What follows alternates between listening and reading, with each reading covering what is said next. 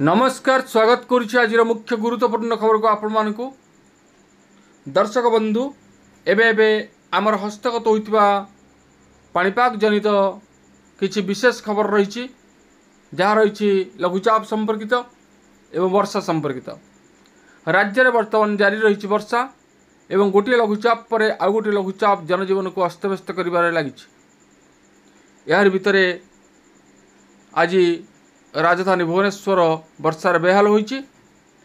तेबे बंगोपसागर में पुणी आसुची आउ एक लघुचाप जेहेतु मौसुमी प्रत्यावर्तन समय तेणु यही समय जो लघुचाप सृष्टि हुए ताहा भीषण रूप धारण करे एपरिक बात्यार रूप मध्य नेइछि। उदाहरण स्वरूप 1999 महाबात्या हुडुहुडु जवात और फनी एभଳି अनेक बात्या ओडिशा को छारखार करिछि। तेबे एही ऋतुरे जो लघुचाप सृष्टि होउछि ताहा हुए बात्यार रूप नहीं पारे से पाणीपाग विज्ञानी माने ता उपरे विशेष नजर रखिछन्ति एवं एबे जो लघुचाप सृष्टि होगा जाउछि ताहा किभଳି भाव रूप नब से संबंध में पाणीपाग विज्ञानी मानकर मतामत कौन रही से संपर्क संपूर्ण विवरण मैं आपण मानक ए वीडियो प्रदान करी से आपण निश्चित वीडियो को प्रथम शेष पर्यंत देखिए और जदि वीडियो भल लगे तो पाखे लाल बटन द्वारा निश्चित सब्सक्राइब करेंगे और पाखे आसुवा बेल आइकन बजाइदेवे एवं ऊपर आसुवा ऑल नोटिफिकेशन उपर क्लिक करके भूलें जहाँफल एभली वीडियो सर्वप्रथम आपण मान निकट में पहुँच पार। तेज आसतु जाना आज पाणीपाग संपर्कित विशेष गुरुत्वपूर्ण सूचना गोटे पटे घूर्णिबलय प्रभाव में राज्य में वर्षा जारी रही बेले आज भुवनेश्वर को घाइला कर घंटाए काल वर्षा प्रबल वर्षा पर बेहाल होइछि राजधानी रास्तार पानी घरे पानी पशि जीवन अस्तव्यस्त होइछि। वर्षा पाई गाड़ी फसी ट्राफिक जाम होइछि एमिति नाना समस्यार सम्मुखीन होइछि राजधानी भुवनेश्वर आज घंटाए वर्षा पर सम्मुखीन होइछि विभिन्न समस्या।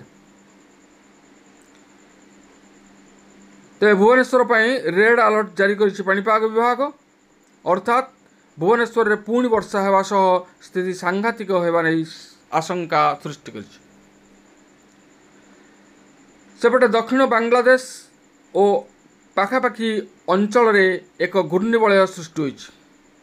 9 तारिख जाए यह सक्रिय रहिबा सह राज्य में जारी रहिबो वज्रपात जनित वर्षा विशेषकर उपकूल और उत्तर आभ्यंतरीण ओडिशा रे तीव्रता अधिक रहिबो वर्षार।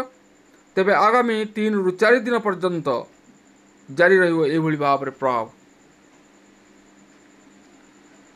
एथिसह 10 तारिख बेलू उत्तर बंगोपसागर अंचल में पुणी एक घूर्णिबलय सृष्टि होवार संभावना रही। यह विशेष घनीभूत होवार संभावना नहीं तथापि किसी स्थान में बिजुली घड़घड़ी सह वर्षा जारी रहिबो।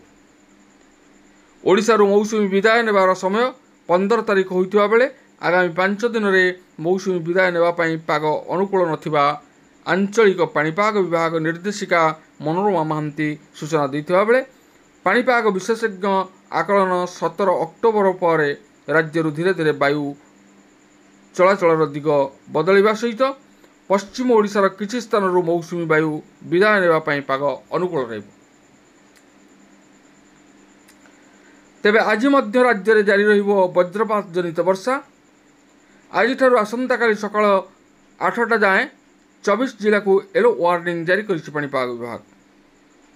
से जिलागुड़िक हेले मालकानगिरी कोरापुट खोर्धा पुरी कटक केन्द्रापड़ा यही सब जिलापाई येलो वार्निंग जारी करिछि पाणीपाग विभाग। 10 तारिख पाई सारा ओडिशार सबु जिलापाई येलो वार्निंग जारी करा जाय अछि। तेबे आमे देखुचे आकाश मेघाच्छन्न अच्छी विभिन्न स्थान में झिपिझिपि वर्षा मध्य लगी एवं अनेक स्थान में वज्रपात जनित वर्षा मध्य होइछि। वज्रपात रे कंपुची सारा पृथ्वी। तेबे एही भली भाव में पाग आउ 4 दिन पर्यंत जारी रहिबो।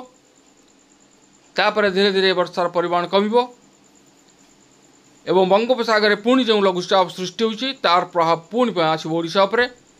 तेबे ए थिला आज पाणीपाग संपर्कित बा लघुचाप संपर्कित एक विशेष गुरुत्वपूर्ण सूचना। आज एतिकी पुणी देखा आगामी भिडियो रे। रहुछि धन्यवाद नमस्कार।